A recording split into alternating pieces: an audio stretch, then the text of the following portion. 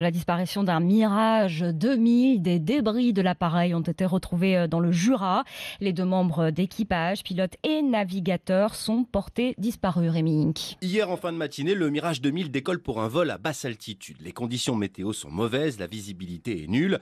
L'appareil navigue grâce aux instruments de calcul. L'avion entre dans un couloir d'entraînement et n'en ressortira jamais.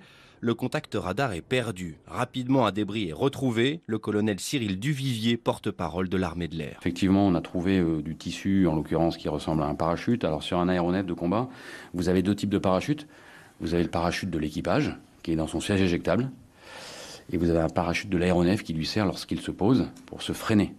Et donc, si jamais l'avion s'est disloqué, ce qui est possible, ce qu'on craint, il est possible que ça soit ce parachute qui est à l'arrière de l'appareil, sous l'impact lui-même se désagrège et donc vous retrouvez aussi de la toile de parachute. La difficulté désormais, c'est de trouver la zone d'impact précise, car la zone d'éparpillement des débris peut être immense. Autre zone d'ombre, les balises qui marquent le déclenchement d'un siège éjectable n'ont pas été activées. Une enquête a été ouverte par le parquet de Metz.